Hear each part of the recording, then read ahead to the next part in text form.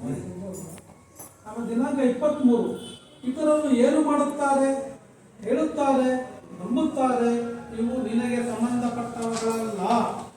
ಅವುಗಳ ಗೋಡುವೆಗೆ ಹೋಗಬೇಡ. ಅವರವರ ಇಷ್ಟಪಟ್ಟಂತೆ ವರ್ತಿಸಲಿ. ಇತರರು ಏನು ಮಾಡುತ್ತಾರೆ, ಹೇಳುತ್ತಾರೆ, ನಂಬುತ್ತಾರೆ, ಇವು ನಿನಗೆ ಸಂಬಂಧಪಟ್ಟವುಗಳಲ್ಲ. ಅವುಗಳ ಗೋಡುವೆಗೆ ಹೋಗಬೇಡ. ಅವರವರು ಇಷ್ಟಪಟ್ಟಂತೆ ವರ್ತಿಸಲಿ.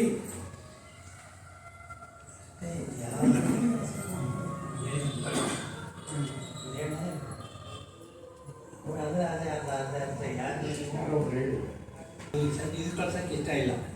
ಯಾವುದೋ ಸನ್ಯಾಸಕ್ಕೆ ಪ್ರಪಂಚದ ಇದಾಗಬೇಕು ಅಂತೇಳಿ ಅವ್ರಿಗೆ ಭಾಳ ಆಸೆ ಇತ್ತು. ಆಗ ಮಗು ಹುಟ್ಟುತ್ತೆ. ಹುಟ್ಟಿ ನೋಡಿ ಅವರು ಮಗುನ ಸಾಕ್ತಾರೆ. 6 ವರ್ಷ ಆದಮೇಲೆ ಸ್ಕೂಲಿಗೆ ಸೇರಿಸ್ತಾರೆ. ಸ್ಕೂಲಿಗೆ ಸೇರಿಸಿದಾಗ ಹೋಗಿ ಆ ಉಪಾಧ್ಯಾಯರಿಗೆ ಸಿದ್ದರಾಮಯ್ಯ ಹೇಳ್ತಾರೆ, ಮಗನಿಗೆ ಹೇಳಿಕೊಟ್ಟಿದ್ರಲ್ಲ ಸರ ಸನ್ಯಾಸಿ ಆಗ್ತಾರೆ, ಇಲ್ಲಾಂದರೆ ದೊಡ್ಡ ಇವರಾಗ್ತಾರೆ ಅಂತ. ಆಗ ಅವ್ರು ಹೋಗಿ ಹೇಳ್ತಾರೆ. ಹಾಗೆ ಹೇಳಿದಾಗ ಅವರು ಪಾಠ ಮಾಡ್ತಾ ಇರ್ತಾರೆ. ಪಾಠ ಮಾಡಿದ್ರು ಅವ್ರದ್ದೇ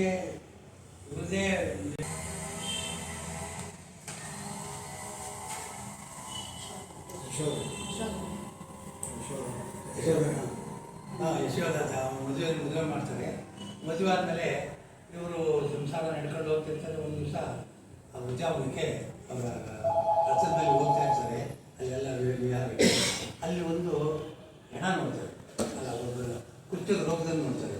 ಅಲ್ಲಿ ಹೋಗ್ಬಿಟ್ಟು ಅವನು ವಿಚಾರಿಸ್ಬಿಟ್ಟು ಅವನು ಸ್ವಾಮಿ ನಾವು ಈ ರೀತಿ ಹಾಗೆ ಆಗ್ತೀವಿ. 3ನೇ ದಿವಸ ಹೋಗ್ಬೇಕಾದ್ರೆ ವಿಹಾರಕ್ಕೆ ಒಂದು ಹೆಣ ನೋಡ್ತಾರೆ. ಆ ಹೆಣ ನೋಡಿದಾಗ ಏನಾಗಿದೆ, ಅವರಿಗೆ ಅಲ್ಲಿ ಹೋಗ್ಬೇಕು, ಜನ ಇದ್ದು ನೋಡ್ತಾರೆ. ಅದು ನೋಡಿಬಿಟ್ಟು ನಾವು ಒಂದು ದಿವಸ ಹಣತ್ಯಾಗ ಮಾಡ್ತೀವಲ್ವಾ ಅಂತೇಳಿ ಬುದ್ಧನಿಗೆ ಕೇಳಿದಂತೆ. ಇಲ್ಲ ಸ್ವಾಮಿ, ಮುಂದಿನ ನಾವು ಸಾಯಬೇಕು ಅಂತೇಳಿ ಅವರು ದೈವಕ್ಕೆ ಹೇಳ್ತಾರೆ. ಆವಾಗ ಅವನಿಗೆ ಭಾಳ ಯೋಚನೆ ಬಂತು. ಯಾರಿಗೆ? ಬುದ್ಧನಿಗೆ. ಬುದ್ಧ ಅಲ್ಲ, ಸಿದ್ಧಾರ್ಥನಿಗೆ. ಹಿಂದೂ ಧರ್ಮದಲ್ಲಿ ವೈಶಾಖ ಪೂರ್ಣಿಮೆಯನ್ನು ತುಂಬ ವಿಶೇಷವಾಗಿ ದಿನವೆಂದು ಪರಿಗಣಿಸಲಾಗಿದೆ. ಬುದ್ಧರ ತತ್ವಗಳು ಯಾವುದೇ ಒಂದು ಧರ್ಮಕ್ಕೆ ಸೀಮಿತವಾಗಿಲ್ಲ. ಇದನ್ನು ಪ್ರತಿಯೊಬ್ಬರು ಅಳವಡಿಸಿಕೊಂಡು ನಡೆದರೆ ಬದುಕು ತುಂಬ ಸುಂದರವಾಗುವುದು.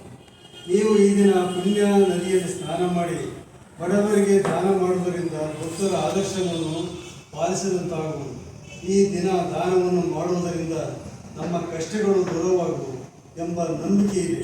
ವೈಶಾಖ ಮಾಸದ ಪೂರ್ಣಿಮೆಯಂದು ಸೂರ್ಯೋದಯಕ್ಕೆ ಮುನ್ನವೇ ಎದ್ದು ಸ್ನಾನ ಮಾಡಿ ಮನೆಯ ಮುಂದೆ ಅರಿಶಿಣದ ಸ್ವಸ್ತಿಕವನ್ನು ರಚಿಸಿ ಬುದ್ಧನ ವಿಗ್ರಹದ ಮುಂದೆ ದೀಪ ಹಚ್ಚಿ ಹೂವನ್ನು ಅರ್ಪಿಸಿ ತತ್ಪಾತ್ರರಿಗೆ ಆಹಾರ ಬಟ್ಟೆಗಳು ದಾನ ಮಾಡಿ ಮನೆಯಲ್ಲಿ ಗೂಡಿನಲ್ಲಿ ಪಕ್ಷಿಯನ್ನು ಇಟ್ಟಿದ್ದರೆ ಬಂದು ಮುಕ್ತಗೊಳಿಸಿ.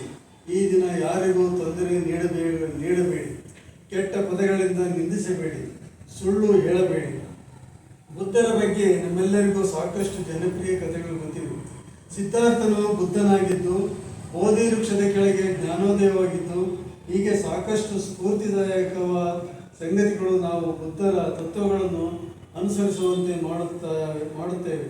ಅತ್ಯಂತ ಜನಪ್ರಿಯರಾಗಿರುವ ಬುದ್ಧ ಪೂರ್ಣಿಮೆಯು ಬುದ್ಧರ ಸಂಪೂರ್ಣ ಜೀವನ ಗಾಥೆಯನ್ನು ನೆನಪಿಸುವ ದಿನ.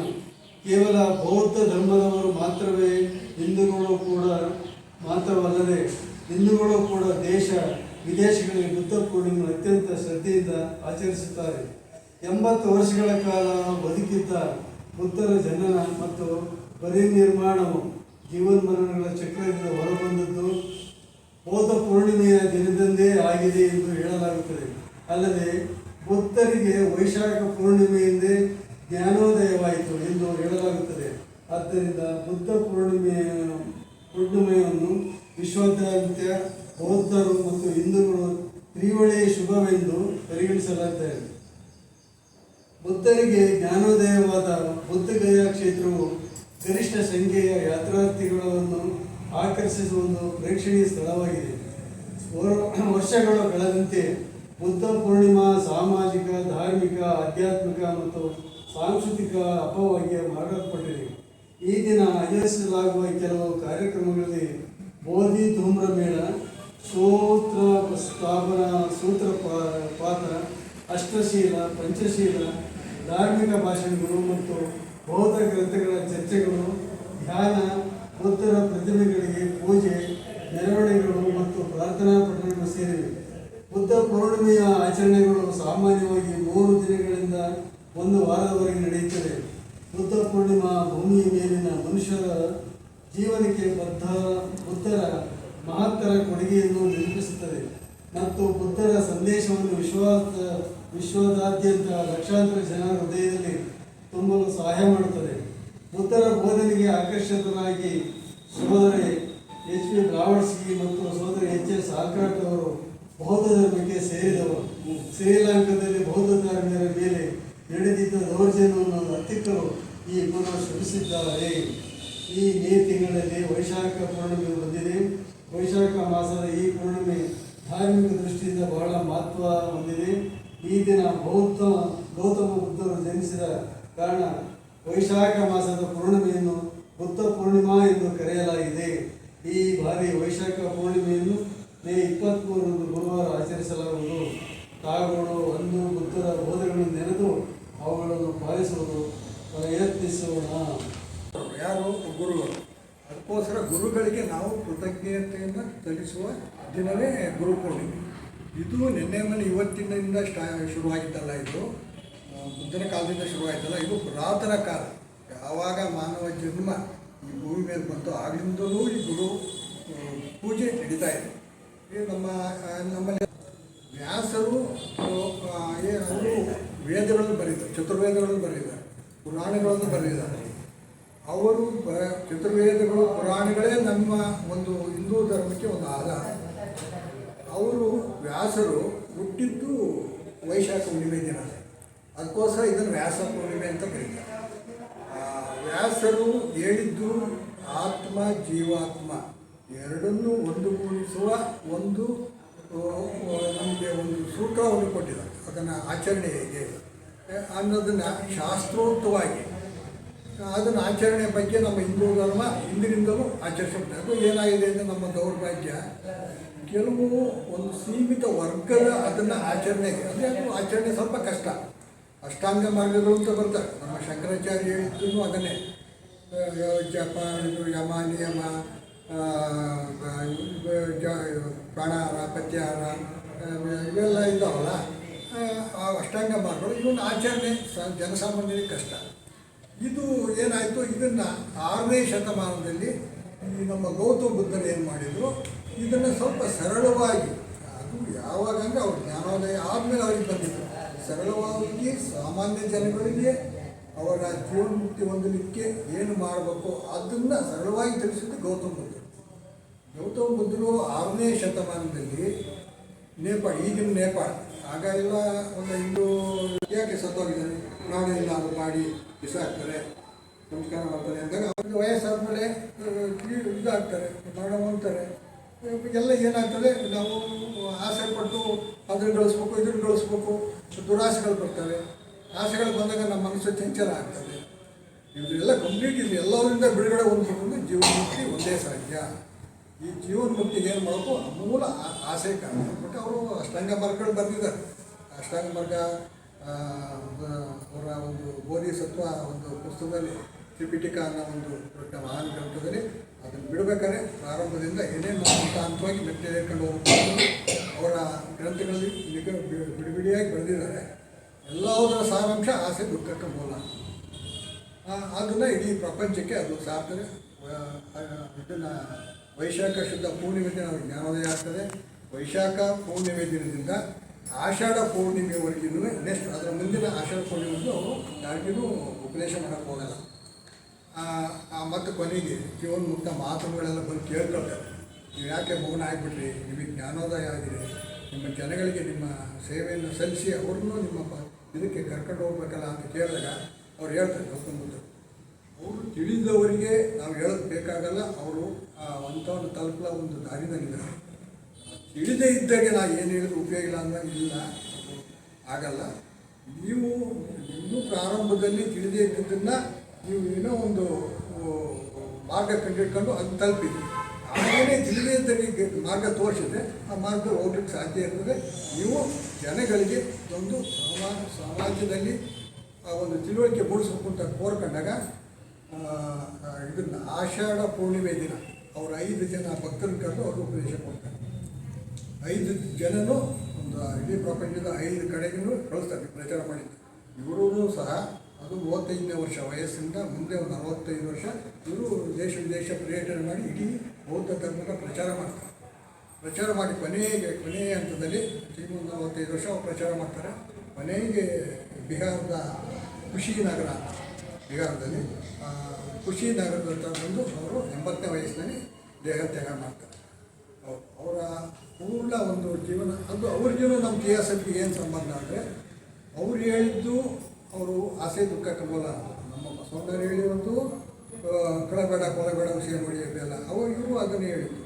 ನಮ್ಮ KSFಗೆ ಹೇಳೋದನ್ನು ಇದನ್ನೇ ನಮ್ಮ KK ಏನಿದೆ ವಿವೇಕ ವೈರಾಗ್ಯ ಸದಾಚಾರ ಪ್ರೇಮ ಅಷ್ಟಿದ್ರೆ ನಿಮ್ಮ ಮುಕ್ತಿ 100 ಸಿಗುತ್ತೆ ಅಂತ. ಬಟ್ ಹೇಳೋದು ಸುಲಭ, ಅದು ಸಾಧಿಸೋದು ತುಂಬ ಕಷ್ಟ. ವಿವೇಕ ವೈರಾಗ್ಯ ಇದೆಲ್ಲ ವಿಠ್ಠಲ ಬಂದ್ಬಿಟ್ಟು ಶಂಕರಾಚಾರ್ಯ ಹೇಳಿದ್ದು ಅದನ್ನೇ, ಅಷ್ಟಾಂಗ ಪ್ರತಿಯೊಬ್ಬರು ಹೇಳಿದ್ದು ಅದನ್ನೇ. ಬಟ್ ಅವರು ಉಪಯೋಗಿಸೋ ಪದಗಳು ಬೇರೆ ಬೇರೆ. ಹಾಗಾಗಿ ನಮ್ಮ KSF ಎಲ್ಲ ಧರ್ಮಗಳ ಒಂದು ಸಾರವನ್ನು ಒಳಗೊಂಡಿರೋದ್ರಿಂದ ಇದು ಒಂದು ಮೂಲ ಇದೆ KSF. ಇದೊಂದು KSF ಜ್ಞಾನ ಒಂದು ಅರಿತರೆ ಎಲ್ಲ ಧರ್ಮನೂ ಅರಿತಾಗಿದೆ. ಬುದ್ಧರದು ಪಂಚಶೀಲಗಳು ಅಂದ್ರೆ ಹೇಳಿದ್ರು ಅಷ್ಟಾಂಗ ಮಾರ್ಗಗಳ ಕಷ್ಟ. ಯಮ ನಿಯಮ ಪ್ರತ್ಯಾಹಾರ ಧಾರಣ ಧ್ಯಾನ ಇವೆಲ್ಲ ಅಂದ್ರೆ ಯಮ ಅಂದ್ರೆ ಸುಳ್ಳು ಹೇಳೋ ಆಗಿಲ್ಲ, ಯಾವಾಗಲೂ ಸತ್ಯ ಹೇಳಬೇಕು, ಮತ್ತೆ ಪ್ರಾಣಾಯಾಮ ಮಾಡಬೇಕು, ಯೋಗ ಮಾಡಬೇಕು, ಧ್ಯಾನ ಮಾಡಬೇಕು ಅಂತ ಶಂಕರಾಚಾರ್ಯರು ಏನು ಹೇಳಿದ್ರು ಅದನ್ನೇ ಬುದ್ಧರು ಸುಲಭವಾಗಿ ಹೇಳಿದ್ರು, ನೇರವಾಗಿ ಅಷ್ಟೇ. ಅಂದ್ರೆ ಇಲ್ಲಿ ಪಂಚಶೀಲಗಳು ಅಂತ ಅಂದ್ರೆ ಕೊಲ್ಲುವುದಿಲ್ಲ, ಮತ್ತೆ ಮದ್ಯಪಾನ ಮಾಡೋದಿಲ್ಲ, ಕಳ್ಳತನ ಮಾಡದಿರುವಂಥದ್ದು, ಧರ್ಮಕ್ಕೆ ವಿರುದ್ಧವಾದ ವಿಷಯ ಸುಖ ಅಪೇಕ್ಷಿಸದಿರುವುದು, ಸುಳ್ಳು ಹೇಳದೆ ಇರುವಂಥದ್ದು. 5 ಅಂಶಗಳನ್ನು ಪಂಚಶೀಲಗಳು ಅಂತ ಕೊಟ್ಟರು. ಅದಾದಮೇಲೆ 4 ಮಹಾಸತ್ಯಗಳನ್ನು ಹೇಳ್ತಾರೆ. ಮಹಾಸತ್ಯಗಳು ಅಂತಲೇ ಹೇಳಿದ್ರು. ಅದರಲ್ಲಿ ಮೊದಲನೇದು ಪ್ರಪಂಚದಲ್ಲಿ ಸುಖಕ್ಕಿಂತ ದುಃಖವೇ ಹೆಚ್ಚು. ಹೌದು ಅಂತ ನಾವು ಒಪ್ಕೊಳ್ತೀವಿ, ಸುಖಕ್ಕಿಂತ ದುಃಖವೇ ಹೆಚ್ಚು ಅಂತ ಹೇಳ್ತಾರೆ ಮಹಾಸತ್ಯಗಳು ಅಂತ. 2ನೇದು ಆಸೆಯೇ ದುಃಖಕ್ಕೆ ಕಾರಣ, ಈಗ ಎಲ್ಲರೂ ಹೇಳ್ತಾ ಇರುವ ಅಂತಹ ಮಾತು. 3ನೇದು ದುಃಖ ನಿವಾರಣೆ ಸಾಧ್ಯ, ಅಂದರೆ ಕಷ್ಟ ಇದೆ ಅಂತ ಹೇಳಿದ್ರು ಮೊದಲನೇದು, ಆದರೆ 3ನೇದ್ರಲ್ಲಿ ದುಃಖ ನಿವಾರಣೆ ಸಾಧ್ಯ ಅಂತ ಹೇಳ್ತಿದ್ದಾರೆ, ಅದನ್ನು ಕಳ್ಕೊಬೋದು. 4ನೇದು ದುಃಖ ನಿವಾರಣೆಯ ಮಾರ್ಗ ಒಂದಿದೆ. 4ನೇಯದಾದ ದುಃಖ ನಿವಾರಣೆಯ ಮಾರ್ಗವನ್ನು ಅಷ್ಟಾಂಗ ವಿಧವೆಂದು ಹೇಳ್ತಾರೆ. ಸೊ ಅಷ್ಟಾಂಗ ವಿಧದಲ್ಲಿ ನಾವು ದುಃಖ ನಿವಾರಣೆಯನ್ನು ಮಾಡ್ಕೊಳ್ಬೋದು. 8 ಸದ್ಗುಣಗಳು ಯಾವ್ಯಾವ್ದಪ್ಪ ಅಂದರೆ ಮೊದಲನೇದು ಸರಿಯಾದ ನಂಬಿಕೆ, ಸಮ್ಯಕ್. ಇವಾಗ ವಿಶೇಷವಾಗಿ ನಾನು ಇದನ್ನು ತುಂಬ ನೆನ್ಪಿಟ್ಕೊಂಡ್ಬಿಟ್ಟೆ. ನಮ್ಮ ಶಾಲೆನಲ್ಲೂ ಒಬ್ಬರು ಕನ್ವರ್ಟ್ ಆದರು, ಹಿಂದೂ ಇದ್ದರು, ಬೌದ್ಧ ಧರ್ಮಕ್ಕೆ ಕನ್ವರ್ಟ್ ಆದರು. ನಾನು ಕೇಳಿದೆ, ಹೇಳಿ ಸರ್ ಬೌದ್ಧರು ಏನು ಹೇಳಿದ್ದಾರೆ ಹೇಳಿ ಅಂದರೆ ಹೇಳ್ತಿರ್ಲಿಲ್ಲ. ನಾನು ಅವ್ರಿಗೆ ಹೇಳಬೇಕು ಅನ್ನೋದಕ್ಕೋಸ್ಕರ ಇದು ವಿಶೇಷವಾಗಿ ತಿಳ್ಕೊಂಡೆ. ಬಟ್ ಅವ್ರಿಗೆ ಸರಿ ಎಷ್ಟು ಸಿಂಪಲಾಗಿ ಹೇಳಿದ್ದಾರೆ ಅಂದರೆ ಮೊದಲನೇದು ಸರಿಯಾದ ನಂಬಿಕೆ, ನಾವು ಯಾವುದನ್ನು ನಂಬ್ತೀವಿ ಅದು ಸರಿಯಾಗಿರಬೇಕು, ತಪ್ಪನ್ನು ನಂಬೋದಕ್ಕೆ ಬೇಡ. 2ನೇದು ಸಮ್ಯಕ್ ಚಿಂತನೆ, ಅಂದರೆ ಸರಿಯಾದ ಚಿಂತನೆ, ನಾವು ಏನು ಯೋಚನೆ ಮಾಡ್ತೀವಿ ಅದು ಸರಿಯಾದ್ದೇ ಆಗಿರಬೇಕು. ಕೆಟ್ಟ ಆಲೋಚನೆಗಳು ಬರ್ತವೆ, ಅದನ್ನು ಕಟ್ ಮಾಡಬೇಕು, ತಕ್ಷಣ ನಾವು ಸರಿಯಾದ ಯೋಚನೆಗಳನ್ನೇ ಮಾಡಬೇಕು. ಸಮ್ಯಕ್ ವಾಕ್ 3ನೇದು, ಅಂದರೆ ಸರಿಯಾದ ಮಾತು, ನಮ್ಮ ಬಾಯಿಂದ ನುಡಿಗಳು ಬರೋದಕ್ಕೆ ಮುಂಚೆ ಅದನ್ನೊಮ್ಮೆ ನಾವು ಮೈಂಡಲ್ಲಿ ಯೋಚನೆ ಮಾಡಿ ಅದು ಹೇಳ್ತಾ ಇರೋದು ನಾನು ಸರಿನಾ ತಪ್ಪ ಯೋಚನೆ ಮಾಡಿ ಬಾಯಿ ಬಿಡುವಂಥದ್ದು, ಅಂದರೆ ಸರಿಯಾದ ಮಾತು. ಸಮ್ಯಕ್ ಕಾರ್ಯ 4ನೇದು, ಅಂದರೆ ಸರಿಯಾದ ಕಾರ್ಯವನ್ನೇ ಮಾಡುವಂಥದ್ದು. 5ನೇದು ಸಮ್ಯಕ್ ಜೀವನ, ಸರಿಯಾದ ಜೀವನವನ್ನು ನಡೆಸುವಂಥದ್ದು. 6ನೇದು ಸಮ್ಯಕ್ ಪ್ರಯತ್ನ, ಅಂದರೆ ಸರಿಯಾದ ಪ್ರಯತ್ನ, ನಾವು ಮಾಡುವಂಥ ಪ್ರಯತ್ನಗಳು ಸರಿಯಾಗಿಯೇ ಇರಬೇಕು. 7ನೇದು ಸಮ್ಯಕ್ ಸ್ಮರಣೆ, ಸರಿಯಾದ ಜ್ಞಾಪಕ ಶಕ್ತಿ. ನಾವು ಇಷ್ಟೆಲ್ಲ ತಿಳ್ಕೊಂಡಿರ್ತೀವಿ, ಅದು ಸ್ಮರಣೆಗೆ ಬರಲಿಲ್ಲ ಅಂದರೆ ನಾವು ಕಲ್ತಿದ್ದು ವೇಸ್ಟು. ಆದರೆ ಮನುಷ್ಯರಾಗೂ ಪ್ರಾಣಿಗೂ ಇರೋದು ಅದೇ ವ್ಯತ್ಯಾಸ. ಪ್ರಾಣಿಗಳ ನೆನಪಿನಲ್ಲಿ ಇಟ್ಕೊಳ್ಳಲ್ಲ. ನಾವು ಮಾನವರಾಗಿ ಹುಟ್ಟಿದ್ದೀವಿ ಅಂದರೆ ನಮಗೆ ಆ ಜ್ಞಾಪಕ ಶಕ್ತಿ ಭಗವಂತ ಕೊಟ್ಟಿದ್ದಾನೆ. ಅದನ್ನು ಸರಿಯಾದ ಜ್ಞಾಪಕ ಶಕ್ತಿಯನ್ನು ಬೆಳೆಸ್ಕೊಳ್ಳೋವಂಥದ್ದು. 8ನೇದು ಸಮ್ಯಕ್ ಧ್ಯಾನ, ಅಂದರೆ ಸರಿಯಾದ ಧ್ಯಾನವನ್ನು ಮಾಡುವಂಥದ್ದು. ಬುದ್ಧರ ಸಂದೇಶಗಳು ಇವು ಅಂತ ಹೇಳಿ ಇಲ್ಲಿ ಕೊಟ್ಟಿದ್ದಾರೆ. ನಿನ್ನೆ ಇದರಲ್ಲಿ ಒಂದು ಅಂಶನಾದರೂ ಒಂದೊಂದು ಸತ್ಸಂಗದಲ್ಲಿ ನಾವು ಆಳವಾಗಿ ತಿಳ್ಕೊಳ್ತಾ ಹೋದ್ರೆ ಇಷ್ಟು ದಿನದಲ್ಲಿ ಎಷ್ಟೊಂದು ವಿಚಾರ ನಮ್ಗೆ ಅರ್ಥ ಆಗಬಹುದಿತ್ತು. ನಿನ್ನೆ ನನಗೆ ಅರ್ಥ ಆಗಿದ್ರಲ್ಲಿ ಎಲ್ಲರನ್ನ ಮೇಳಲಿಕ್ಕೆ ನೇರವಾಗಿ ನಮ್ಮ ಮಾತಿನಿಂದ ಪ್ರೇರಣೆ ಮಾಡ್ಬೋದು, ಆದರೆ ಅವರಿಗೆ ನಮ್ಮ ಮೂಲಕನೇ ಅದು ಆಗ್ತಾ ಇರೋದು.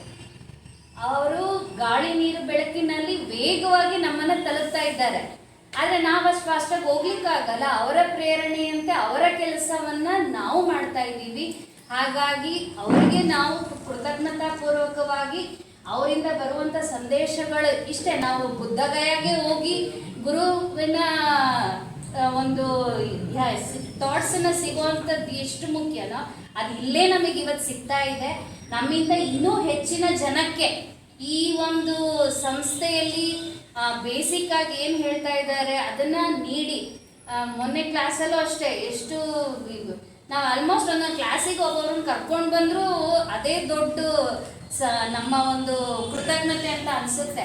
ಆ ಕ್ಲಾಸಸ್ಸಿಗೆ ಬಂದಾಗ ನಮಗೇನು ಜ್ಞಾನ ಸಿಗತ್ತೆ, ಅದರಿಂದ ನಮಗೆ ಸಿಗೋದ್ರ ಜೊತೆಗೆ ಇನ್ನೊಬ್ರಿಗೂ ಕೂಡ ಅದನ್ನು ಸಿಗುವಂತೆ ಮಾಡಿದ್ರೆ ಅದರಿಂದ ನಮಗೆ ಸಿಕ್ಕಂಥ ಒಂದು ಜ್ಞಾನದ ಫಲ ಅಂತ ಅಂದ್ಕೊಳ್ತೇನೆ.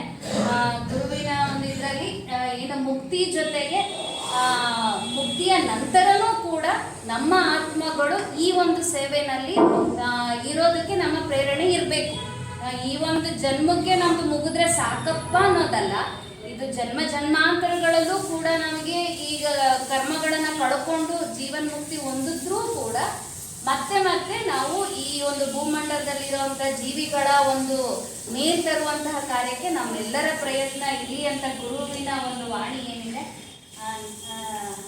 ಅತಿಯಾಗಿ ಏನಾದರೂ ಹೇಳಿದರೆ ನನ್ನ ಅತಿಶಯೋಕ್ತಿಯಿಂದ ಹೇಳ್ತಾ, ಏನೇ ಒಳ್ಳೆ ವಿಚಾರ ಸಿಕ್ಕಿದ್ರು ಅದು ಗುರುವಿನ ವಿಚಾರ ಅಂತ ಹೇಳ್ತಾ ನನ್ನ ಮಾತಿಗೆ ವಿರಾಮ ಹೇಳ್ತೀನಿ. ನಾವು ಇಲ್ಲಿ ವಿಶೇಷವಾಗಿ ಕಾರ್ಯಕ್ರಮವನ್ನು ಹಮ್ಮಿಕೊಂಡಿದ್ದೀವಿ.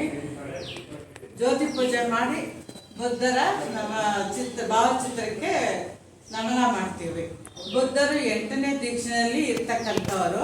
ಅವರು ಎಲ್ಲವನ್ನು ಪಡೆದರೂ ಕೂಡ ಒಂದು ನಿಮಿಷನೂ ವಿಶ್ರಾಂತಿ ತಗೊಳ್ಳಿಲ್ಲಂತೆ. ಯಾಕೆಂದರೆ ಎಲ್ಲ ಜೀವರಾಶಿಗಳು ಸಂತೋಷವಾಗಿರೋವರೆಗೂ ನಾನು ಸುಮ್ಮನೆ ಕೂರಲ್ಲ ಅಂತ ಅವ್ರು ತೀರ್ಮಾನ ಮಾಡ್ಕೊಂಡ್ರಂತೆ. ಅದಕ್ಕೋಸ್ಕರ ಹಿಮಾಲಯದಲ್ಲಿ ಬುದ್ಧ ಪೂರ್ಣಿಮೆ ದಿವಸ ಅವರು ಆ ಟೈಮಿಗೆ ಅಷ್ಟು ಜನಕ್ಕೂ ದರ್ಶನ ಕೊಡ್ತಾರೆ ಅನ್ನೋದಕ್ಕೆ ಸಾಕ್ಷಿ ಮೇಲಿನ ಚಿತ್ರ ಇದೆ ನೋಡಿ ಮೇಲ್ಗಡೆ, ಅದೇ ಈ ಸರಿ ದಿವ್ಯ ಜ್ಯೋತಿ ಕೂಡಿ ಎಲ್ಲರಿಗೂ ಕೊಟ್ಟಿದ್ದಾರೆ.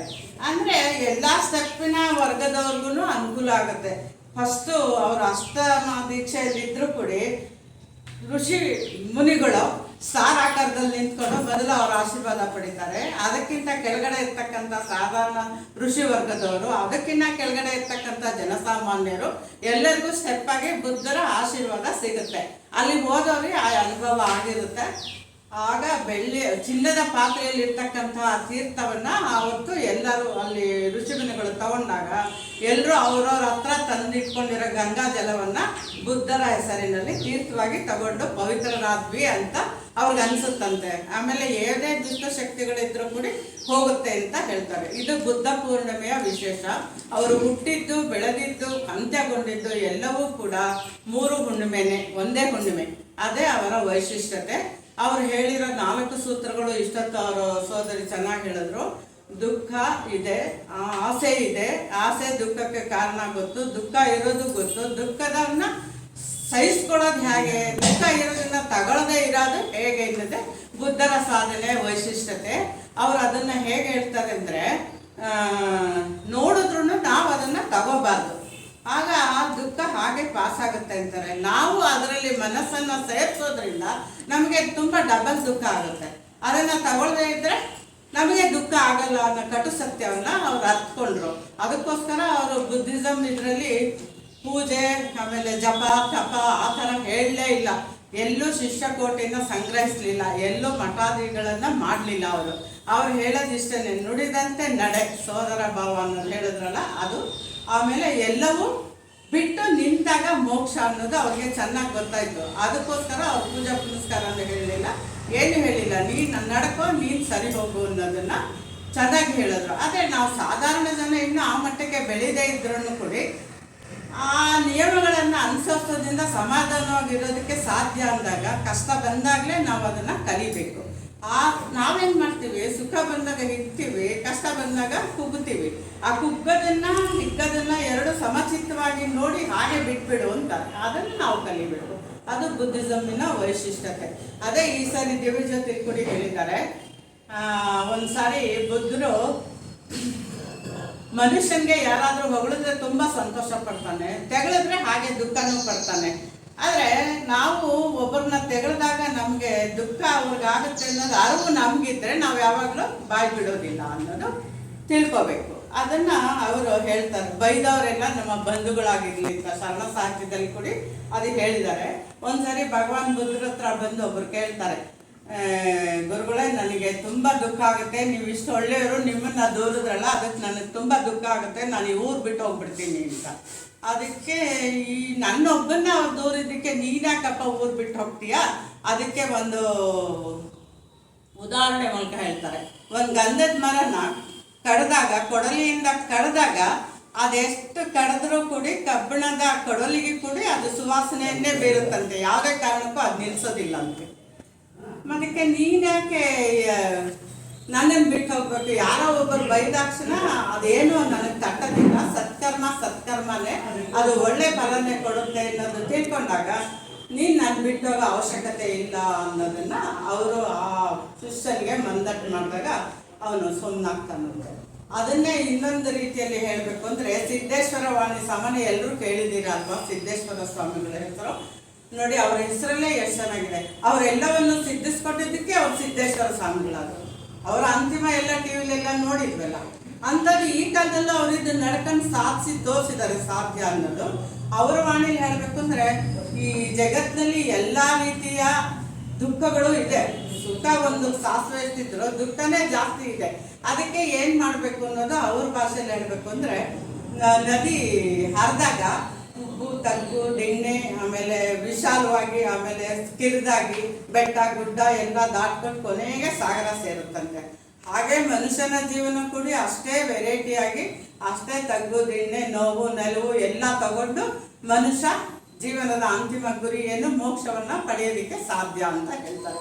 ಆ ಮೋಕ್ಷವನ್ನು ಪಡಿಬೇಕಾದ್ರೆ ನಾವು ಹೇಗಿರ್ಬೇಕು ಅನ್ನೋದು ಮೊದಲನೇದಾಗಿ ಚಿಂತನೆ ಅವರಲ್ಲಿ ಹೇಳಿರೋದೇನಪ್ಪ ಅಂದರೆ, ಈ ಜಗತ್ತಿನಲ್ಲಿ ರೋಗ, ಮುಪ್ಪು, ಮರಣ ಶಾಶ್ವತ 4 ಸತ್ಯಗಳು ಯಾವಾಗ್ಲೂ ಬದಲಾಗೋದಿಲ್ಲ. ಅದಕ್ಕೆ ಉದಾಹರಣೆ ಹೇಳಬೇಕು ಅಂದರೆ, ರಾಜ ಮಹಾರಾಜರಾದ ದಶರಥ ಮಹಾರಾಜ ವೀರ, ಶೂರ, ಧನವಂತ ಎಲ್ಲ ಸರಿ, ಆದರೆ ಅವನಿಗೆ ದುಃಖ ತಡ್ಕೊಳ್ಳೋದಕ್ಕೆ ಅವನಿಗೂ ಆಗಲಿಲ್ಲ. ಶ್ರೀರಾಮ ಪಟ್ಟಾಭಿಷೇಕಕ್ಕೆ ಬರಬೇಕು ಅಂದರೆ ಅವರನ್ನು ವನವಾಸಕ್ಕೆ ಕಳಿಸ್ಬೇಕಾಗತ್ತೆ. ಅವರು ಪಟ್ಟಾಭಿಷೇಕ ನೋಡೋಕ್ಕಾಗಲಿಲ್ಲ ದಶರಥ ಮಹಾರಾಜ. ಆಗ ಶ್ರೀರಾಮನಿಗೂ ತಾನೇ ಏನು ದೇವರೇ ಸಾಕ್ಷಾತ್ತಾಗಿ ಭೂಮಿಗೆ ಬಂದಾಗ ಅವ್ರಿಗೂ ಕೂಡ ಪಟ್ಟಾಭಿಷೇಕ ಹೆಜ್ಜೆ ಇಡಬೇಕು ಅಂದರೆ ವನವಾಸಕ್ಕೆ ಹೊರಡ್ತಾರೆ ಅದೇ ಟೈಮಲ್ಲಿ. ಅದರಿಂದ 4 ನಿಯಮಗಳು ಕೂಡ ಯಾರಿಗೂ ಯಾವುದೇ ರೀತಿಯಲ್ಲಿ ಬದಲಾಗೋದಕ್ಕೆ ಸಾಧ್ಯ ಇಲ್ಲ. ಅದನ್ನು ಹೇಗಿದೆಯೋ ಹಾಗೆ ತಗೊಳ್ಳೋದೇ ನಿಜವಾದ ಜೀವನ ಅನ್ನೋದನ್ನು ಒತ್ತಿ ಹೇಳಿದ್ದಾರೆ. ಅದಕ್ಕೆ ಜಗತ್ತಿನಲ್ಲಿ ಶರಣರು ಸಂತರು ಹೇಳೋದೇನು ಅಂದರೆ, ಶತಂಜೀವೇಮ ಶರದಸ್ಯ ವೀರ ಅಂತ ಹೇಳ್ತೀವಿ. ನೀನು ಸರಿಯಾಗಿ ಬಾಳಿದ್ರೆ 100 ವರ್ಷ ಈ ಜಗತ್ತಿನಲ್ಲಿ ಬಾಳ್ಬೋದು ಅಂತ ಸಂತರು ಶರಣರು ಹೇಳಿದ್ದಾರೆ. ಅದರಂತೆ ನೀನು ನಡ್ಕೊಂಡಾಗ, ಆತ್ಮನ ದರ್ಶನ ನಿನಗಾದಾಗ ದುಃಖವನ್ನು ಇಲ್ಲದಾಗಿಸ್ಕೋಬೋದು. ಬೇಸಿಕಲಿ ಅಡಿಯಾರ್ ವಿಚಾರವನ್ನು ಹೇಳಿದ್ರು. ಇಲ್ಲಿ ನಮ್ಮ ಸೋದರರು ಹಿಂದೂ ಧರ್ಮ ಮತ್ತು ಬೌದ್ಧ ಧರ್ಮದ ಒಂದು ಜಾಯಿನಿಂಗ್ ಬಗ್ಗೆ ಕೇಳಿದ್ರು. ಇದಕ್ಕೆ ಒಟ್ಟರ್ಥ ನಮ್ಮ ಅಡಿಯಾರಲ್ಲಿದೆ. All communities in equal. ಅಲ್ಲಿ ಓನ್ಲಿ ಬೇಸಿಕಲಿ ಸೋದರತ್ವ ಅಲ್ವಾ, ಆ ಬೇಸಿಸ್ ಮೇಲೇ ಅಡಿಯಾರಲ್ಲಿ ರಚನೆ ಆಗಿರುವಂಥದ್ದು. Throughout world is one family in Adiyar. ಅಡಿಯಾರದ ಮೇಲೆ ನಾವು ಏನು ಅಡಿಯಾರಲ್ಲಿ ಇದೆ, ನಮಗೆ ಇಡೀ ಮಾನವ ಕುಲ ಎಲ್ಲ ಒಂದು ಸೋದರತ್ವದಲ್ಲಿ ಹೋಗಬೇಕು. ಅವನ ಆ ಜಾತಿ ಈ ಜಾತಿಯನ್ನು ಮನೋಭಾವನೆಯನ್ನು ಬಿಡಬೇಕು ಅನ್ನೋ ಉದ್ದೇಶದಿಂದಲೇ throughout world in one family ಅನ್ನೋದನ್ನು ಅಡಿಯಾರಿನಲ್ಲಿ ಇವತ್ತು ಸಾರ್ತಾ ಇದೆ, ಸಾರ್ಥಕವಾಗಿ ಉಳಿದಿದೆ. ಅದರ ರಚನೆಗೆ ಇವರೇ ಮೂಲ ಕಾರಣಗಳು. ಮತ್ತು ಅದಕ್ಕೆ ನಮ್ಮ ಋಷಿಗಳೇನಿದ್ದಾರೆ, ಅದರ ಅಗೋಚರವಾದಂಥ ಋಷಿಗಳ ಒಂದು ಪ್ರೇರಣೆಯಿಂದಲೇ ರಚನೆ ಆಗಿರೋಂಥದ್ದು. ಇದು ಮಾನವ ಕುಲಕ್ಕೆ ಒಂದು ವಿಶ್ವ ಸಂದೇಶವಾಗಿ ಅಡಿಯಾರಲ್ಲಿ ನಿಂತಿದೆ ಅಂತ ಹೇಳಲಿಕ್ಕೆ ಇಷ್ಟಪಡ್ತೇನೆ. ಅವ್ರ ಶಿಷ್ಯ ಕೇಳೋರಂತೆ, ಏನು ಅವರಷ್ಟು ಬೈದು ನೀವು ನಗ್ತಾನೆ ಇದಿರಲ್ಲ ಅಂತ. ನಾನು ಅದನ್ನು ಸ್ವೀಕಾರನೇ ಮಾಡಲಿಲ್ಲ, ನಾನು ಅದನ್ನು ಮನಸ್ಸು ತಗೊಳ್ಳೇ ಇಲ್ಲ, ಅದಕ್ಕೆ ನನಗೆ ಬೇಜಾರು ದುಃಖ ಏನೂ ಆಗಲ್ಲ ಅಂತ ಹೇಳ್ತಾರೆ. ಏನು ಚೂರು ಅನ್ನಿಸ್ಲಿಲ್ಲ, ಇದೇ ಬಂದಿಲ್ವಾಳೆ ಯಾಕೆ ಅಂತ.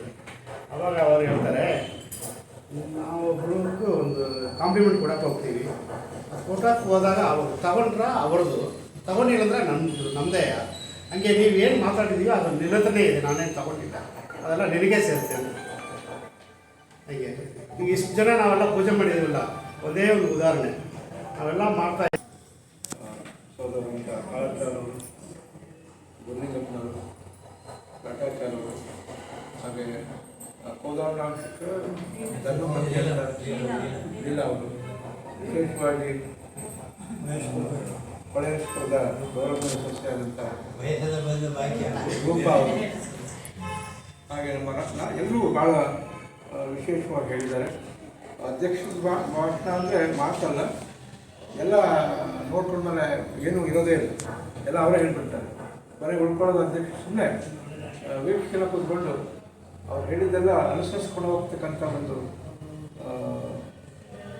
ಸಂದರ್ಭ ಅಂತ ನನ್ನದಾಗಿದೆ. 2568ನೇ ದಿನವನ್ನು ನಾವು ಆಚರಿಸ್ತಾ ಇದ್ದೇವೆ. ಬುದ್ಧರ ಬಗ್ಗೆ, ಅವರ ಜೀವನದ ಬಗ್ಗೆ, ಸಂದೇಶಗಳ ಬಗ್ಗೆ, ಸದ್ಗುಣಗಳ ಬಗ್ಗೆ, ಧರ್ಮದ ಬಗ್ಗೆ, ನಾನಾ ವಿಚಾರಗಳನ್ನು ಭಾಳಷ್ಟು ಸೂಕ್ಷ್ಮವಾಗಿ ನಾವು ಹೇಗೆ ಆಚರಿಸಬೇಕು, ಆಚರಣೆ ತರಬೇಕು ಅಂತ ವಿಚಾರವನ್ನು ಎಲ್ಲರೂ ಕೂಡ ಅವರದೇ ಆದ ಧಾಟಿನಲ್ಲಿ ವಿಚಾರಧಾರೆಯನ್ನು ನಮ್ಮ ಮುಂದೆ ಇಟ್ಟಿದ್ದಾರೆ. ಬುದ್ಧ ಬೆಳೆದಂತೂ ಅಷ್ಟು ಈಸಿ ಅಲ್ಲ ಬೌದ್ಧ ಧರ್ಮವನ್ನು ಸ್ವೀಕಾರ ಮಾಡೋದಂತ ಅವರ ಒಳ ಮನಸ್ಸು, ಅದನ್ನು ಅವರು ಹೇಳಿದರು. ಎಲ್ಲದೂ ಕಷ್ಟನೇ. ಮನುಷ್ಯ ಅಂತಂದಮೇಲೆ ನಾವು ಹೇಗೆ ನೋಡ್ತೀವೋ ಹಾಗೆ ಆ ದಾರಿಯಲ್ಲಿ ಹೋಗಬೇಕಾದ್ರೆ ಅಷ್ಟು ಈಜಿ ಅಲ್ಲ. ಯಾವುದೇ ಧರ್ಮ ಆಗುತ್ತೆ, ಎಲ್ಲ ಧರ್ಮಗಳ ಸಾರಲು ಒಂದೇ, ದೇವನೊಬ್ಬ ನಾಮ ಹಲವು ಅಂತ ಹೇಳ್ತಾರೆ. ಹಾಗಾಗಿ ಬುದ್ಧರ ಬಗ್ಗೆ ಅನೇಕರು ಅವರ ಪ್ರಭಾವಿತರಾಗಿದೆ. ಅಂಬೇಡ್ಕರ್ ಕೂಡ ಬೌದ್ಧ ಧರ್ಮವನ್ನು ಸ್ವೀಕರಿಸಿದರು. ಇವತ್ತು ನಮ್ಮ ಪ್ರಜಾಪ್ರಭುತ್ವದ ಬುನಾದಿ ಅಂತ ಹೇಳ್ತೀವಲ್ಲ, ಆ ಬುನಾದಿ ಬುದ್ಧರ ಒಂದು ಏನು ಪ್ರೇರಣೆ, ಅವರ ಸಂದೇಶಗಳು ಅಲ್ಲಿ ಬಹಳ ಮುಖ್ಯವಾಗಿ ಹೇಳ್ತಾರೆ. ಸ್ವಾತಂತ್ರ್ಯ, ಸಮಾನತೆ, ಸಹೋದರತ್ವ, ಈ ಮೂರು ಮೂಲ ಮಂತ್ರಗಳನ್ನು ಬುದ್ಧರ ಅವರು ಒಂದು ಸಂದೇಶವಾಗಿ ನೋಡಿದ್ವಿ. ಸಹೋದರತ್ವ ಅನ್ನೋದು ಕೂಡ ನಮ್ಮ ಇತಿಹಾಸದಲ್ಲಿ ಬಹಳ ವಿಷಯ, ಅದೊಂದು ಶಕ್ತಿಯಾಗಿ ಹೊರಹೊಮ್ಮಿದೆ, ಆಧ್ಯಾತ್ಮದ ಶಕ್ತಿಯಾಗಿ ಹೊರಹೊಮ್ಮಿದೆ. ಆಮೇಲೆ ಮತ್ತೊಂದು ಭಾಳ ಸಂದೇಶ ಕೊಡ್ತಾರೆ, ಹೆಚ್ಚು ನಾನು ಹೇಳಿಕ್ಕೆ ಹೋಗೋದಿಲ್ಲ. ಪ್ರೀತಿಯಿಂದಲೇ ಶತ್ರುವನ್ನು ಜಯಿಸು ಅಂತಕ್ಕಂಥ ಮಾತನ್ನು ಬುದ್ಧರು ಹೇಳಿದರು. ಪ್ರೀತಿಯಿಂದ ಎಲ್ಲವನ್ನೂ ಗೆಲ್ಬೋದು, ದ್ವೇಷ, ಅಸೂಯೆ, ರಾಗ ಯಾವುದೂ ಅಲ್ಲ, ಪ್ರೀತಿಯಿಂದ ಏನು ಬೇಕಾದರೂ ಗೆಲ್ಬೋದು ಅಂತಕ್ಕಂಥ ಸಂದೇಶವನ್ನು ಸಾರಿದ್ದಾರೆ. ಆ ಹಿನ್ನೆಲೆಯಲ್ಲಿ ನಾವು ಪ್ರೀತಿಯನ್ನು ಮಾಡಬೇಕು, ಆ ಪ್ರೀತಿಯಿಂದ ಗೆಲ್ಬೋದು ಅಂತಕ್ಕಂಥ ಅನೇಕ ವಿಚಾರಗಳಲ್ಲಿ ನಾವು ನೋಡ್ತೇವೆ. ಏನು ಬೇಕಾದ್ರೂ ನಾವು ಜಯಿಸಬೇಕಾದ್ರೆ ಪ್ರೀತಿಯಿಂದ ಗೆಲ್ಬೋದು ಅಂತಕ್ಕಂಥ ಸಂದೇಶ ಕೊಟ್ಟಿದ್ದು. ಆಮೇಲೆ ಧರ್ಮದಲ್ಲಿ ನೈತಿಕತೆ ಇರಬೇಕು ಅಂತ ಕೂಡ ಒಂದು ಹೇಳಿದ್ದಾರೆ. ಧರ್ಮ ಎಥಿಕ್ಸ್ ಅಂತ ಹೇಳ್ತಾರಲ್ಲ, ಅದು ಹೆಚ್ಚು ಧರ್ಮದಲ್ಲಿ ಇಟ್ಕೊಳ್ಬೇಕಾಗ್ತಕ್ಕಂಥ ಆ ತಿರುಳು, ಆ ಬೌದ್ಧ ಧರ್ಮದ ತಿರುಳು ನೈತಿಕತೆಯ ಒಂದು ಹೊಂದಾಣಿಕೆ, ಅದನ್ನು ಹೊಂದಿಸ್ಕೊಳ್ತಕ್ಕಂಥದ್ದು, ಅರ್ಥ ಮಾಡ್ಕೊಳ್ತಕ್ಕಂಥದ್ದು, ಆ ದಾರಿಗೆ ಹೋಗ್ತಕ್ಕಂಥ ನೈತಿಕತೆ ಇರಬೇಕಂತ ಹೇಳಿದ್ದಾರೆ. ಈಗಾಗಲೇ ಮೇಡಮ್ ಹೇಳಿದ್ದಾರೆ, ಬೌದ್ಧ ಸಾರಿದ ಪಂಚಶೀಲ ತತ್ವಗಳ ಬಗ್ಗೆ ಹೇಳಿದರು, ಸದ್ಗುಣಗಳ ಬಗ್ಗೆ ಮಾತನಾಡಿದ್ದಾರೆ, ಎಲ್ಲರೂ ಕೂಡ ಮಾತನಾಡಿದ್ದಾರೆ. ಅದು ಬುದ್ಧ ಒಂದು ಕಡೆ ಏನೂ ಅವ್ರು ಹೇಳ್ಕೊಂಡಿಲ್ಲ. ಪ್ರವಾದಿ ಅಂತಾಗಲಿ ಬುದ್ಧ ನಾನು ಪ್ರವಾದಿ ಅಂತ ಎಲ್ಲೂ ಹೇಳ್ಕೊಳ್ಳಿಲ್ಲ. ಬುದ್ಧರು ನಾನು ದೇವದೂತ ಅಂತ ಎಲ್ಲೂ ಹೇಳ್ಕೊಳ್ಳಿಲ್ಲ. ಆಮೇಲೆ ಮೋಕ್ಷದಾತ, ನಾನು ಬಹಳ ಮೋಕ್ಷದಾತ ಪಡ್ಕೊಂಡಿದ್ದೆ ಅಂತ ಎಲ್ಲೂ ಹೇಳಿಲ್ಲ. ನಾನು ಮಾರ್ಗದಾತ, ಮಾರ್ಗದರ್ಶಕ ಅಷ್ಟೇ ಅಂತಕ್ಕಂಥ ಮಾತನ್ನು ಭಾಳ ಸರಳವಾಗಿ ಹೇಳಿದ್ದಾರೆ. ಹಾಗಾಗಿ ಪ್ರತಿಯೊಬ್ಬ ವ್ಯಕ್ತಿಯು ತನ್ನ ಸ್ವಪ್ರಯತ್ನದಿಂದ ತನ್ನ ಮುಕ್ತಿಯನ್ನು ತಾನೇ ಕಂಡುಕೊಳ್ಳಬಲ್ಲ ಎಂದು ಸಾರಿ ಹೇಳಿದರು ಬುದ್ಧ. ಪ್ರತಿಯೊಬ್ಬ ವ್ಯಕ್ತಿಯು ತನ್ನ ಸ್ವಪ್ರಯತ್ನದಿಂದ ತನ್ನ ಮುಕ್ತಿಯನ್ನು ತಾನೇ ಕಂಡುಕೊಳ್ಳಬಹುದು ಎಂದು ಸಾರಿ ಹೇಳಿದಂಥ ಮಹಾನ್ ವ್ಯಕ್ತಿ, ಮಹಾನ್ ಪುರುಷ ಬುದ್ಧರು ಅಂತ ನಾವು ಪರಿಗಣಿಸ್ಬೋದು. ಆಮೇಲೆ ಸ್ವಾತಂತ್ರ್ಯ, ಸಮಾನತೆ, ಸಹೋದರತ್ವ ಮಾನ್ಯ ಮಾಡದೇ ಇದ್ದರೆ ವಿನಾಶದ ಹಾದಿಯನ್ನು ಹಿಡಿಯುತ್ತೆ, ವಿನಾಶಕ್ಕೆ ಹೋಗ್ತದೆ. ಈ ಮೂರು ಇರಬೇಕು: ಸಮಾನತೆ, ಸ್ವಾತಂತ್ರ್ಯ ಎಲ್ರಿಗೂ ಇರಬೇಕಾಗತ್ತೆ, ಸಹೋದರತ್ವ ಇವುಗಳನ್ನು ಮಾನ್ಯ ಮಾಡದ ಹೊರತು, ಅಂಗೀಕರಿಸದ ಹೊರತು, ಆಚರಣೆಗೆ ತರದ ಹೊರತು ವಿನಾಶದ ದಾರಿಯನ್ನು ಹಿಡಿಯುತ್ತವೆ ಅಂತಕ್ಕಂಥ ಸಂದೇಶ ಕೊಟ್ಟು ಮತ್ತೊಂದು ಸಂದೇಶ ಕೊಟ್ಟಿದ್ದಾರೆ. ಬೌದ್ಧ ಧರ್ಮ ವಾಸ್ತವವಾಗಿ ಮಾಯವಾಗಿರಬಹುದು, ಅಂದರೆ ಆಚರಣೆಗೆ ಯಾರು ಅದು ಕಷ್ಟ ಆಗಿದೆ, ಆದರೆ ಅದೊಂದು ಆಧ್ಯಾತ್ಮಿಕ ಶಕ್ತಿಯ ಸ್ವರೂಪವಾಗಿ ಅದು ಭಾರತದಲ್ಲಿ ಇನ್ನೂ ಅಸ್ತಿತ್ವದಲ್ಲಿದೆ ಅಂತಕ್ಕಂಥ ಅಂಶವನ್ನು ನಾವು ಅಂದ್ಕೊಳ್ಬೋದು, ಕಂಡುಕೊಳ್ಬೋದು, ಯೋಚನೆ ಮಾಡ್ಬೋದು ಅಂತಕ್ಕಂಥ ಅಂಶವನ್ನು ಹೇಳಿದ್ದಾರೆ. ಹಾಗೆ ಅಂಬೇಡ್ಕರ್ ಬಗ್ಗೆ ಹೇಳಿದೆ, ಭಾರತದ ಪ್ರಜಾಪ್ರಭುತ್ವ ಸ್ಥಾಪಿಸೋದಕ್ಕೆ ಮಾರ್ಗವನ್ನು ಸುಗಮಗೊಳಿಸಿದ್ದು ಬೌದ್ಧ ಧರ್ಮದ ಹೊರತು ಬೇರೆ. ಕೊನೆಯದಾಗಿ ಹೆಚ್ಚು ಹೇಳಲಿಕ್ಕೆ ಹೋಗಿಲ್ಲ. ಭಾರತದಲ್ಲಿ ಬೌದ್ಧ ಧರ್ಮ ಒಣಗಿ ಹೋದ ಗಿಡವಾಗಿದೆ ಅಂತ ಅಂದ್ಕೊಳ್ತೀವಿ. ಮೇಡಮ್ ಆ ವಿಚಾರಕ್ಕೆ ಹೇಳ್ತಾ ಇರೋದು, ಭಾರತದಲ್ಲಿ ಬೌದ್ಧ ಧರ್ಮ ಒಣಗಿ ಹೋದ ಗಿಡವಾಗಿ ಆಗಿದೆ ಅಂತ ಅಂದ್ಕೊಂಡಿದ್ದೀವಿ. ಆದರೆ ಯಾರು ಅದನ್ನು ಬೇರಿನಲ್ಲೇ ಸತ್ತು ಹೋಗಿದೆ ಅಂತ ಅಂದ್ಕೊಳ್ಳೋಗಿಲ್ಲ. ಬೇರಿದೆ, ಗಟ್ಟಿಯಾಗಿದೆ. ಭಾಳ ಸೂಕ್ಷ್ಮವಾಗಿ ಈ ಸೆಂಟೆನ್ಸ್ ಹೇಳ್ತೇನೆ. ಭಾರತದಲ್ಲಿ ಬೌದ್ಧ ಧರ್ಮ ಒಣಗಿ ಹೋದ ಗಿಡ ಅಂತ ಅಂದ್ಕೊಳ್ಳೋಗಿಲ್ಲ. ಆದರೆ ಅದು ಯಾರು ಅದನ್ನು ಬೇರಿನಲ್ಲಿ ಬೇರೆ ಸತ್ತು ಹೋಗಿದೆ ಅಂತ ಅಂದ್ಕೊಳ್ಳೋದಿಲ್ಲ. ಇನ್ನು ಚಿಗುರ್ತಾ ಇದೆ, ಚಿಗುರಬೇಕಾಗಿದೆ. ಹಾಗಾಗಿ ಬುದ್ಧರ ಕರುಣೆ, ಪ್ರೀತಿ, ಮೈತ್ರಿ ಬಗ್ಗೆ ಜನರಲ್ಲಿ ಹೆಚ್ಚು ಜಾಗೃತಿಯನ್ನು ಮೂಡಿಸ್ತಕ್ಕಂಥ ಸಂಕಲ್ಪವನ್ನು ನಾವೆಲ್ಲ ಮಾಡಿದರೆ ಬೌದ್ಧರ ಸಂದೇಶಗಳನ್ನು, ಅವರ ಆದರ್ಶಗಳನ್ನು ನಾವು ಮನಗಂಡು ನಮ್ಮ ಏನು ಒಂಥರ ವ್ಯಕ್ತಿತ್ವವನ್ನು ಹೆಚ್ಚು ಮಾಡಿಕೊಳ್ಳಿಕ್ಕೆ ಸಾಧ್ಯ ಆಗುತ್ತೆ. ಈ ದೇಶದ ಭವಿಷ್ಯವನ್ನು ಕೊಂಡೊಯ್ಯಲಿಕ್ಕೆ ಮತ್ತು ಮನುಕುಲದ ಏಳಿಗೆಗಾಗಿ ಬೌದ್ಧ ಧರ್ಮ ಬಹಳಷ್ಟು ಒಳಿತನ್ನ ಸಂದೇಶವನ್ನು ಕೊಟ್ಟಿದೆ ಅಂತಕ್ಕಂಥ ಮಾತನ್ನು ಹೇಳ್ತಾ, ಇವತ್ತು ಬೌದ್ಧ ಪೂರ್ಣಿಮೆ ದಿನದ ವಿಶೇಷವಾಗಿ ಎಲ್ಲರೂ ನಾವು ಆಸಕ್ತಿಯಿಂದ ಮಾಡಿದ್ದೇವೆ. ಅದನ್ನು ಎಲ್ಲ ಒಂದು ಅಭಿನಂದನೆಗಳನ್ನು ಎಲ್ರಿಗೂ ಸಲ್ಲಿಸುತ್ತೆ. ಇಂತಹ ಕಾರ್ಯಕ್ರಮಗಳನ್ನ ಸತ್ಸಂಗ ಅಂತ ಹೇಳ್ತೇವೆ. ಪ್ರತಿಯೊಂದು ಸತ್ಸಂಗದಲ್ಲೂ ಕೂಡ ನಾವು ಒಳಿತನ್ನು, ಸಮಾಜದ ಒಳಿತನ್ನು, ನಮ್ಮ ಆಸೆಯೇ ದುಃಖಕ್ಕೆ ಮೂಲ ಅಂತ ಹೇಳ್ತೇವೆ. ದುಃಖ ಹೇಗೆ ಅಂತಂದರೆ, ಈಗ ಒಂದು ಮರ ನೋಡ್ತೇವೆ, ಒಂದು ಗಿಡ ನೋಡ್ತೇವೆ, ಅದು ಬೇಸಿಗೆ ಕಾಲ ಎಲ್ಲ ಅದರ ಎಲೆಗಳೆಲ್ಲ ಉದುರು ಹೋಗ್ಬಿಡ್ತವೆ. ಅದು ಏನು ಆ ಮರ ಏನು ದಿಗ್ಗಮಯಗೊಳ್ಳೋದಿಲ್ಲ. ಮತ್ತೆ ನಾವು ವಸಂತ ಕಾಲ ನೋಡ್ತೇವೆ, ಮತ್ತೆ ಹಣ್ಣು ಅದನ್ನೆಲ್ಲ ನೋಡ್ಲಿಕ್ಕೆ ಭಾಳ ಸುಂದರವಾಗಿದೆ. ಹೀಗೆ ಸುಖ ದುಃಖ ಅಂತಕ್ಕಂಥದ್ದು ಅದು ಒಟ್ಟೊಟ್ಟಿಗೆ ಇರುತ್ತೆ. ಸುಖನೂ ಇರುತ್ತೆ, ದುಃಖನೂ ಇರುತ್ತೆ. ದುಃಖಕ್ಕೆ ನಾವು ಯಾರು ಹಂಚ್ಕೋಬೇಕಾಗಿಲ್ಲ, ಕತ್ತಲಿಗೆ ಹೆದರ್ಕೊಳ್ಬೇಕಾಗಿಲ್ಲ. ಅಂದರೆ ದುಃಖಕ್ಕೆ ಕಾರಣ ಇರುತ್ತೆ, ಪರಿಹಾರ ಇರ್ತಕ್ಕಂಥ, ಅಂದರೆ ಪ್ರತಿಯೊಂದಕ್ಕೂ ಪರಿಹಾರ ಇದೆ. ಪ್ರತಿಯೊಂದು ಕಷ್ಟಕ್ಕೂ, ಸುಖಕ್ಕೂ, ದುಃಖಕ್ಕೂ ಒಂದು ಮೂಲ ಮಂತ್ರ ಇರುತ್ತೆ. ದುಃಖ ಅಂತಂದರೆ ನಾವು ಹಿಂದೆ ಬಂದು ನೋಡೋದಲ್ಲ, ಆ ದುಃಖವನ್ನು ಸಹಿಸ್ಕೊಳ್ತಕ್ಕಂಥ, ಸಮಾನವಾಗಿ ನೋಡ್ತಕ್ಕಂಥ ಒಂದು ಪರಿಕಲ್ಪನೆ ನಾವು ಯಾರು ಕಂಡುಕೊಳ್ತೀವೋ ಅವರು ಸಂತೋಷವಾಗಿರ್ತಾರೆ. ಸುಖದಲ್ಲೂ ಒಂದನೇ, ದುಃಖದಂದರೆ ಆಸೆಯ ದುಃಖಕ್ಕೆ ಮೂಲ ಅಂತಕ್ಕಂಥ ಸಂದೇಶ ಎಲ್ಲ ಕಡೆ ಹೇಳಿದ್ದಾರೆ. ಆಸೆ ತುಂಬ ಆಸೆ ಪಟ್ಟರು ಅಲ್ಲಿ ದುಃಖಕ್ಕೆ ಕೊಡ್ತಾರೆ. ಆಸೆ ಇರಬೇಕು, ಅತಿಯಾದ ಆಸೆ ದುಃಖಕ್ಕೆ ಮೂಲ ಅಂತ ಹೇಳಿದೆ. ಎಲ್ರಿಗೂ ಆಸೆ ಅನ್ನೋದು ಆಸೆ ಇರುತ್ತೆ, ಬಟ್ ಅದು ಲಿಮಿಟ್ ಇರಬೇಕು. ಲಿಮಿಟ್ ಇರಬೇಕು. ನಾನು ಮಾಡಿದೆ ಅಂತ ನಾನು ಅದಕ್ಕಿಂತ ಬೇಡ. ಯಾರು ಅಡ್ಡದಾರಿ ಹೋಗಿ ಅವರೆಲ್ಲ ಎಲ್ಲರೂ ನಡೆಸ್ಕೊಟ್ಟಿದ್ದಾರೆ. ಕಾರ್ಯಗಳು ಉಪಾಧ್ಯಕ್ಷರು ನಾರಾಯಣಾಚಾರ್ಯ ಎಲ್ಲ ಒಂಥರ ನಮ್ಮೆಲ್ಲ ರಘುವರು ಎಲ್ಲ ಒಂದು ಟೀಮ್. ಹಾಗೆ ವಿಶೇಷವಾಗಿ ನನ್ನನ್ನು ಅವರು ಒಳಗೆ ಬಂದಿದ್ದಾರೆ. ಆಮೇಲೆ ನಾನು ರೂಪಾ ಅವರಿಗೆ ಒಂದು ನೀವು ನಿಮ್ಮಲ್ಲಿ ಆ ಅಧ್ಯಯನಶೀಲತೆ ಇದೆ, ಪೂಜೆ ಬಗ್ಗೆ ತರಲಿಂಗ್ ಆಗಿದ್ರಿ, ಎಲ್ಲ ಗಮನಿಸಿದ್ರಿ. ಮುಂದಿನ ದಿನಗಳಲ್ಲಿ ನೀವು ನಮ್ಮ ಜೊತೆ ಒಂದು ಉಪನ್ಯಾಸ ವ್ಯಾಸಂಗೋಷ್ಠಿ ಕಾರ್ಯಕ್ರಮದಲ್ಲಿ ಆ ಒಂದು ಅಧ್ಯಯನವನ್ನು ಅಥವಾ ಒಂದು ವಿಷಯ ಜಾಸ್ತಿ ಮಾಡಿ ಏನು ಒಂದು ದಿವಸದ ಅಷ್ಟೇ. ಇವಾಗ ವಾರದಲ್ಲಿ ಒಂದು ದಿವಸ ನಮ್ಮ ಬಂದಿಲ್ಲ ಬಂದು ಇದು ಮಾಡಿದರೆ ಒಂದು ಕಿವಿಗೆ ಒಂದು ಒಳ್ಳೆ ಎಲ್ಲರಿಗೂ ಬಂದಿದ್ದೀನಿ, ಎಲ್ಲರಿಗೂ ನಮ್ಮ ಇವತ್ತು ಈಗ ನಮ್ಮ ರೂಪವನ್ನು ಬಂದರೆ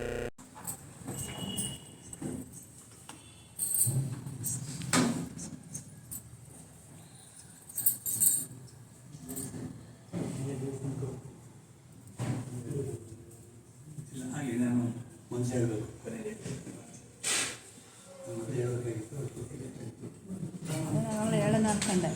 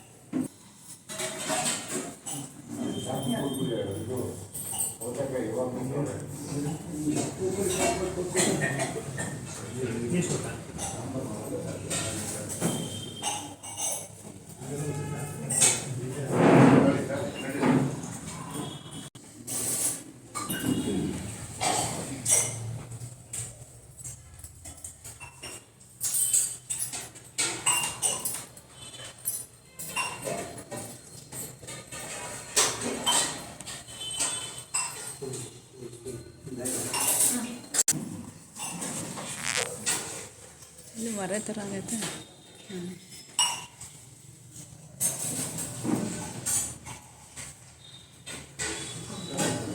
ಮಾಡಿದೆ ಅಲ್ಲ, ಒಂದು ಚೂರು ನಿಮಿಷ.